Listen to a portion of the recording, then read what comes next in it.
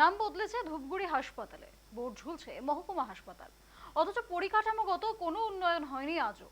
প্রতিবাদী গণ অবস্থান কর্মসূচি ধূপগুড়ি মহকুমা নাগরিক মঞ্চের। সরকারি নির্দেশকে জারির পরেও আসেনি ধূপগুড়ি মহকুমা হাসপাতালে ঘোষিত চিকিৎসক এবং নার্স। ফলে সমস্যায় ধূপগুড়ি মহকুমা হাসপাতালের পরিষেবা। মহকুমা হাসপাতালে শয্যা সংখ্যা 100 হলেও বাড়েনি শয্যা সংখ্যা।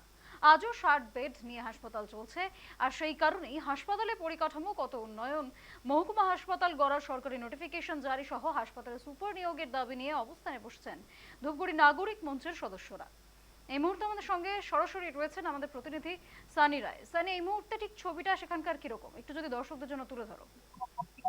একেবারে একেবারে মিষ্টি দেখা তোমাকে জানিয়ে রাখি যে একাধিকবার ধূপগুড়ি মহকুমা নাগরিক মঞ্চের পক্ষ থেকে বিভিন্ন ধরনের আন্দোলন দেখেছিলাম। এই ধূপগুড়িকে নাগরিক এই ধূপগুড়ি মহকুমা ঘোষণা করার জন্য কিন্তু একাধিকবার তারা আন্দোলন চালাচ্ছে এবং এই মুহূর্তে তুলে ধরার চেষ্টা করছে।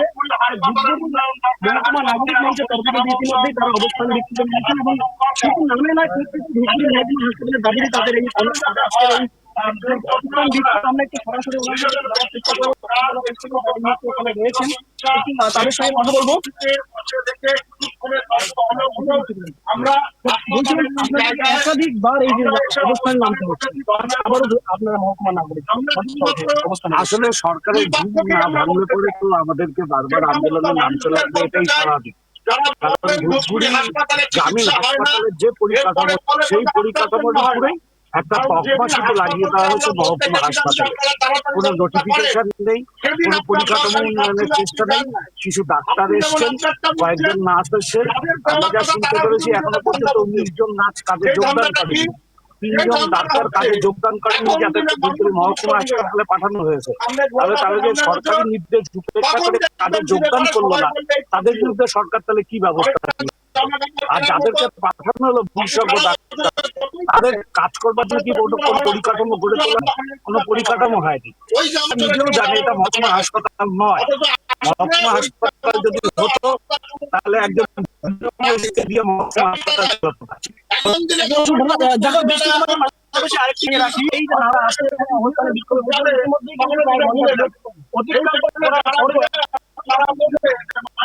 আধিকারিকের তাদের সঙ্গে দেখা করেনি। আমি আসার চেষ্টা করবো।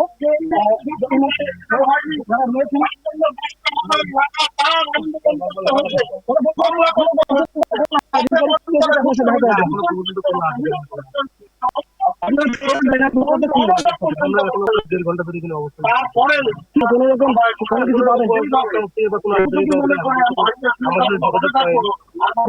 কতক্ষণ চলবে এই অবস্থান?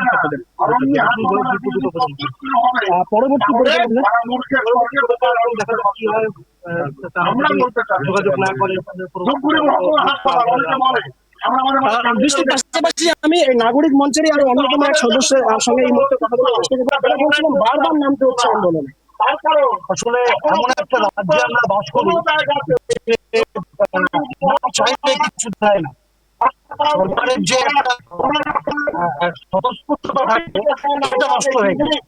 হ্যাঁ, কোনো আন্দোলন ছাড়া কিছু আর পাওয়া যায়, তাই বারবার আমাদের বলতে হবে, খুব দুর্ভাগ্য। না, আমরা আশাও করি না, কারণ আমরা দীর্ঘ আন্দোলন করেছিলাম, তখনও আমাদের কাছে কেউ আসে শুধু অনশন মঞ্চে অনশন করার জন্য কেউ কেউ এসেছে। কিন্তু যারা নির্বাচনে জয়লাভ করবে তারা কিন্তু এই হাসপাতালটা এতগুলো এত বিপুল পরিমাণ মানুষ প্রয়োজন এটা অনুভব করবে। আমরা আজকে আশা করছি প্রতিটি অবস্থানে সরকারের অবস্থান আমরা বুঝবো। যদি তা না হয় তাহলে আমরা বৃহত্তর আন্দোলনে যাব।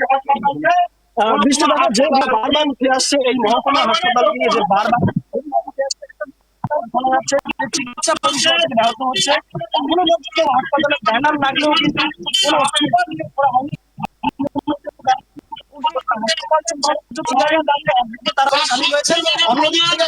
তারা বলছেন যে দ্রুত তারা আরো বড় আন্দোলনে নামবেন বলে তারা জানাচ্ছে। সময় শেষ হয়েছে, আর এই মুহূর্তে আমি খবরটি শেষ করব।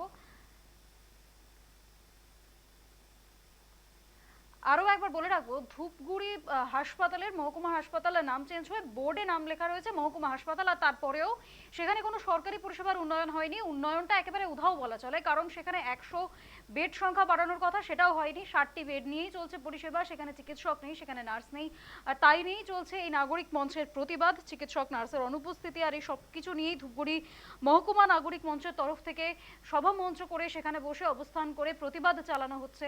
আর সেই ছবি আমরা আপনাদের সামনে তুলে ধরলাম এই মুহূর্তে।